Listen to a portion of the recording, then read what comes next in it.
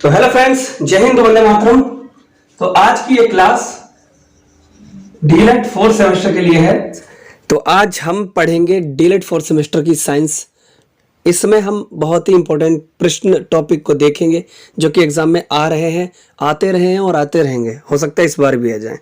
ठीक है, तो वीडियो को बिल्कुल भी स्किप मत करना, वीडियो को पूरा देखना, कंप्लीट देखना, आपको अच्छे से समझ में आएगा। पूरा रुधिर का टॉपिक, रक्त की संरचना, रक्त के बारे में जितना भी है ब्लड से रिलेटेड सब कंप्लीट हो जाएगा। तो प्लीज वीडियो को कंप्लीट देखें। चैनल को सब्सक्राइब नहीं किया तो कर लो, लाइक नहीं की वीडियो तो अभी लाइक कर दो, बाद में आप लोग भूल जाते हो। चलिए अब बिना देरी के शुरू करते हैं अपनी क्लास को। तो सबसे पहले हम जानेंगे रुधिर और रक्त की संरचना के बारे में, ठीक है ना। तो क्या है कि रक्त जो है, रक्त जिसको ब्लड बोलते हैं, खून बोलते हैं, ठीक है, सभी कशेरुकीय जंतुओं में पाया जाता है ना।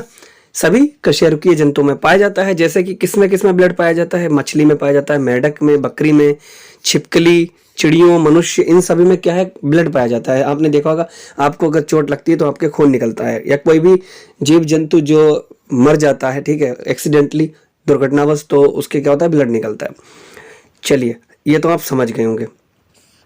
आगे की बात करें तो अब हम बात करेंगे अकशेरुकीय जंतु के बारे में। इन जंतुओं में भी रक्त पाया जाता है, लेकिन याद रखना ये लाल रंग का नहीं होता है, ये रंगहीन होता है, ठीक है, या फिर किसी और रंग का होगा, लेकिन रेड कलर का ब्लड नहीं होता है।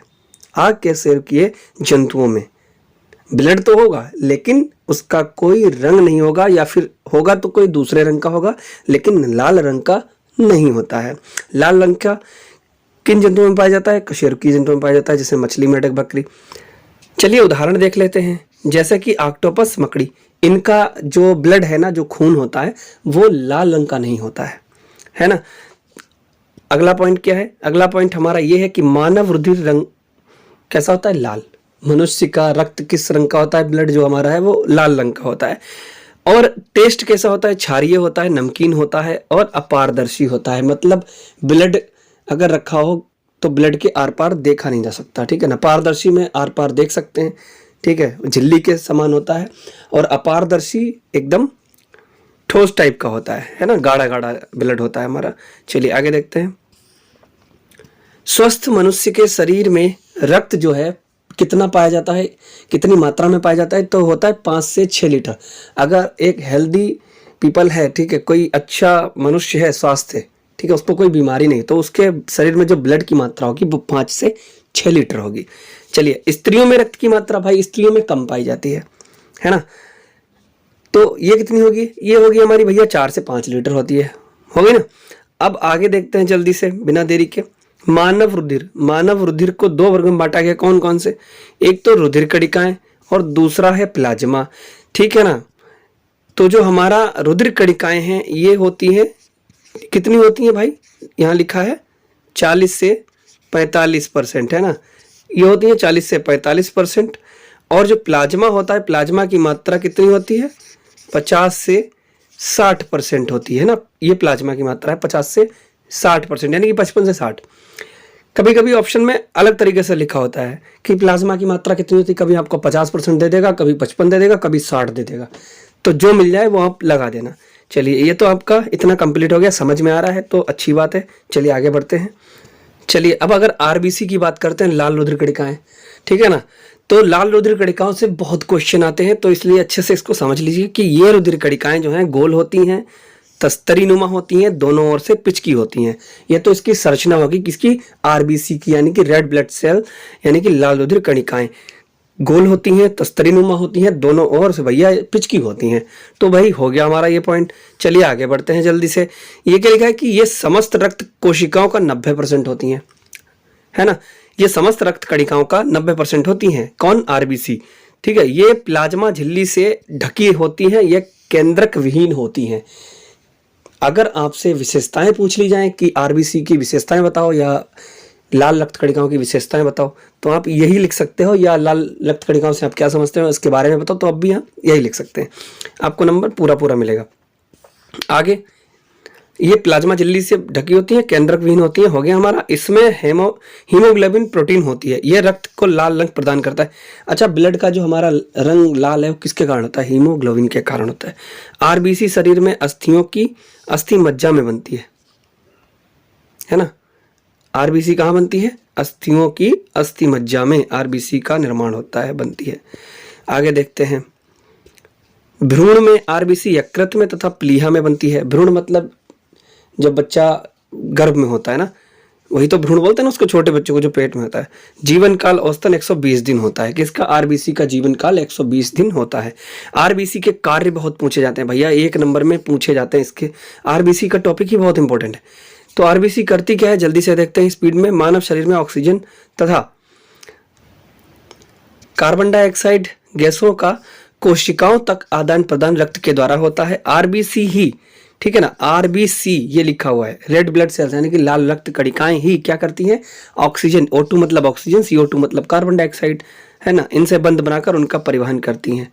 ये तो इसके कार्य हो गए, आप अच्छे से समझ गए होंगे। अब बात करते हैं श्वेत रुधिर कणिकाओं की, यानी कि WBC, व्हाइट ब्लड सेल्स। श्वेत रुधिर कणिकाएं क्या हैं, इनके कार्य, इनकी संरचना, सब कुछ आपके सामने है। आरबीसी से बड़ी होती हैं, रेड ब्लड सेल से, लाल रक्त कणिकाओं से बड़ी होती हैं, केंद्रक युक्त होती हैं। ये अमीबा के समान ही अनियमित आकार की होती हैं। समझ गए? चलिए, स्पीड में मैराथन क्लास ले रहे हैं, कम समय में ज़्यादा ज्ञान। ये रंगहीन होती हैं, WBC, ये प्लीहा में बनती हैं। श्वेत रक्त कणिकाएं आपकी प्लीहा में बनती हैं और रंगहीन होती हैं। और WBC का जीवन काल 1 से 4 दिन तक होता है, ठीक है ना। WBC यानी कि ये श्वेत रक्त कणिकाएं जो हैं 1 से 4 दिन तक ही जीवित रहती हैं, ठीक। और जो हमारी लाल रक्त कणिकाओं की बात हमने की थी वो 120 दिन तक उनका जीवन काल होता है। अब WBC के कार्य देखते हैं, श्वेत रक्त कणिकाओं के कार्य क्या होते हैं। तो जब शरीर में कोई रोग होता है, यानी कि हमारी बॉडी में जब भी कोई रोग लग जाता है तो WBC की संख्या में वृद्धि हो जाती है, यानी कि श्वेत रक्त कणिकाओं में वृद्धि हो जाती है, बढ़ जाती है। और ये क्या करती हैं? प्रतिरक्षा का कार्य करती हैं, ठीक है, जिससे शरीर में कोई रोग उत्पन्न ना हो, यानी कि रोगों से लड़ने का कार्य करती हैं, हमें प्रतिरक्षा करती हैं हमारी, ठीक है, जिससे कि हमें रोग ना हो। WBC टूटी फूटी कोशिकाओं का भक्षण करती हैं और रुधिर की सफाई करती हैं। जो टूटी फूटी कोशिकाएं होती हैं, मृत कोशिकाएं होती हैं, उनको क्या करती है श्वेत रक्त कणिकाएं, उनका भक्षण कर देती हैं, उनको समाप्त कर देती हैं और हमारे ब्लड की सफाई हो जाती है, यानी कि एक सफाई कर्मी का भी कार्य करती हैं। चलिए भैया आगे देखते हैं बिना किसी देरी के। थ्रोम्बोसाइट की बात करते हैं, रुधिर प्लेटलेट्स, ठीक है ना। ये रुधिर कणिकाओं की बात हो रही है। रुधिर को हमने 2 वर्गों में विभाजित किया था, बांटा था, एक रुधिर कणिकाओं और प्लाज्मा में। तो अब ये रुधिर कणिकाओं के पार्ट चल रहे हैं। रुधिर कणिकाओं के अंतर्गत लाल रक्त कणिका होती है, श्वेत रक्त कणिका होती है और थ्रोम्बोसाइट्स, जिसको हम रुधिर प्लेटलेट्स बोलते हैं, है ना। तो प्लेटलेट्स की हम बात करें तो प्लेटें जो गिर जाती हैं ना डेंगू में, वही वाला, अति सूक्ष्म होती हैं, अंडाकार, गोल, केंद्रक विहीन, इनमें केंद्रक नहीं होता। मनुष्यों में इनकी संख्या 2 से 5 लाख प्रति क्यूबिक मिलीमीटर रुधिर होती है ना। जब कोई चोट या घाव के कारण रक्त बहता है ना, जब हमारे शरीर में कोई चोट या घाव लग जाता है तो हमारा क्या होता है? खून निकलता है ना। तो ये रक्त के स्कंदन में सहायता करती है, यानी कि रक्त का थक्का जमाने में इनका बहुत महत्वपूर्ण योगदान होता है ना। ये प्लेटलेट्स क्या करती हैं? ये रक्त का थक्का बनाती हैं, है ना। इनका जीवन काल मुश्किल से 1 से 8 से 10 दिन तक होता है। चलिए देखते हैं जल्दी से आगे। प्लाज्मा की बात करें तो ये रुधिर का हल्के पीले रंग का क्षारीय, साफ, पारदर्शक, निर्जीव तरल होता है ना। यह रुधिर का लगभग 55% भाग होता है। कौन? प्लाज्मा। यह रुधिर का लगभग 55% भाग बनाता है। इसमें लगभग 91% जल होता है। प्लाज्मा में कितना जल होता है? 91, यानी कि 90% मान लो, तो 91% जल होता है। यहाँ तक आपका कंप्लीट हो गया होगा। हाँ जी, तो चलिए देखते हैं रुधिर के कार्य, फंक्शंस ऑफ ब्लड, कि हमारे जो ब्लड का काम क्या होता है। ये हम पूछ लेते हैं हमसे कई बार, तो इनकी मर्जी है, कुछ भी पूछ सकते हैं। तो आगे देखते हैं। विविध पदार्थों का संवहन करना ब्लड का काम होता है, जैसे कि O2 और CO2 का संवहन करना, यानी कि ऑक्सीजन और कार्बन डाइऑक्साइड का संवहन करना, ठीक है। अंतःस्रावी ग्रंथियों द्वारा स्रावित हार्मोन्स का रुधिर ही पूरे शरीर में संचरण करता है। समझ रहे? अंतःस्रावी ग्रंथियों द्वारा स्रावित जो हार्मोन्स होते हैं उसका रुधिर ही पूरे शरीर में संचरण करता है। यानी कि ब्लड क्या करता है, हार्मोन्स का बॉडी में संचरण करता है। रोग से बचाव, है ना, एक और हमारा पॉइंट आगे निकल कर आता है, रोग से बचाव। रुधिर का कार्य होता है हमें रोग से बचाना। रुधिर में जो उपस्थित एंटीबॉडीज और विषैले तथा असंगत पदार्थों को निष्क्रिय करके इनका विघटन करते हैं रुधिर, जो हमारा रक्त होता है। थक्का जमाना, ये भी रुधिर का काम है।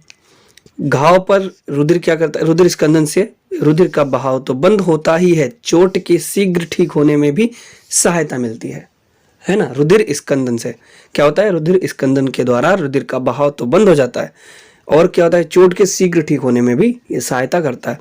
शरीर के ताप का नियंत्रण रुधिर ही कार्य करता है। हमारी बॉडी में टेम्परेचर जो मेंटेन होता है ना, ब्लड के द्वारा ही होता है ना। और क्या करता है ब्लड, टूटी फूटी मृत कोशिकाओं का WBC भक्षण करके नष्ट कर देती है। ये भी हमारा एक कार्य हो गया। यहां तक तो आपको समझ में आ गया होगा। तो भाई ये तो हमारा सबसे इंपॉर्टेंट है, सबसे इंपॉर्टेंट, लिख के ले लीजिए। एग्जाम में 1 नंबर का 100% पूछा जाएगा। क्या पूछा जाएगा, रुधिर वर्ग के बारे में, ब्लड ग्रुप। आपने सुना होगा ब्लड ग्रुप, हर व्यक्ति का ब्लड ग्रुप अलग अलग होता है, ठीक है ना। चलिए, कार्ल लैंडस्टीनर ने ब्लड ग्रुप की खोज की थी। आपसे प्रश्न साफ साफ पूछा जाएगा कि रक्त समूह की खोज, यानी कि रक्त वर्ग या ब्लड ग्रुप की खोज किसने की थी, तो आप लिखेंगे कार्ल लैंडस्टीनर। समझ गए। रक्त वर्ग कितने प्रकार का होता है, ब्लड ग्रुप के टाइप कितने होते हैं, 4। रक्त जो है वो 4 वर्गों में विभाजित होता है। एक blood group A, blood group B, blood group A भी होता है और रक्त वर्ग जो है हमारा ओ वाला होता है।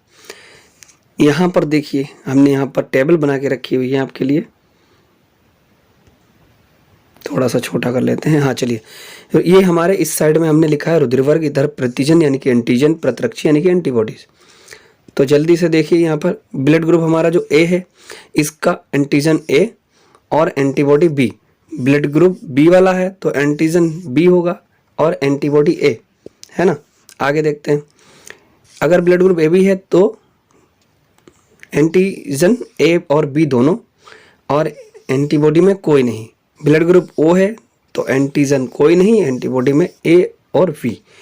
चलिए, यह इतना नहीं आता है, लेकिन इतना याद रखिए, ये क्वेश्चन यहाँ से क्वेश्चन मार देता है, टेबल से इतना नहीं पूछा जाएगा। क्वेश्चन इस तरह से पूछा जाएगा कि कौन सा ब्लड ग्रुप सर्वग्राही होता है, कौन सा रक्त वर्ग सर्वग्राही होता है और कौन सा रक्त वर्ग सर्वदाता होता है। किस ब्लड ग्रुप का व्यक्ति दूसरों को ब्लड दे सकता है, सभी को, और किस रक्त वर्ग यानी कि ब्लड ग्रुप का व्यक्ति सभी से रक्त ले सकता है, सभी ब्लड ग्रुप वालों से। तो इस तरह से सवाल पूछ सकता है घुमा फिरा के। तो आपको क्या लिखना है कि जो ब्लड ग्रुप हमारा ए बी होता है ना, रक्त वर्ग ए बी, वो सर्वग्राही होता है। यानी कि ए बी वाला व्यक्ति जो है वो सभी से ब्लड ले सकता है। अगर आपका ब्लड ग्रुप ए बी है, आपको भगवान ना करे चोट वोट लग जाए, आपके अंदर खून की कमी हो जाए, तो आपका अगर ब्लड ग्रुप ए बी है, ठीक है ना, आपका ब्लड ग्रुप ए बी है, चोट लग गई, आपको खून की जरूरत है, तो आपके अंदर किसी भी व्यक्ति का ब्लड चढ़ाया जा सकता है। और रुधिर वर्ग ओ का मतलब होता है सर्वदाता। जिसका ब्लड ग्रुप ओ होगा वो सभी को रक्त दे सकता है। हमारे चैनल पर वीडियो कब आएगी, डीलेट से रिलेटेड कोई भी न्यूज़ अगर आती है तो आपको टेलीग्राम पर मिल जाएगी। और टेलीग्राम चैनल के नाम हमारा है @ आप लिखेंगे @SHIVANSS शिवांश और _ यहाँ पर SIR। @शिवांश नाम से अगर टेलीग्राम चैनल आप जाइए, सर्च कीजिए और ज्वाइन कर लीजिए। लिंक आपको डिस्क्रिप्शन बॉक्स में भी मिल जाएगी। हेलो फ्रेंड्स, अगर आपको ये वीडियो पसंद आई है ना तो इसको लाइक जरूर कर दें, शेयर करें अपने दोस्तों के साथ, ठीक है, और कमेंट करना ना भूलना। फीडबैक देंगे, उसी हिसाब से हम आपको अच्छे से पढ़ा सकेंगे।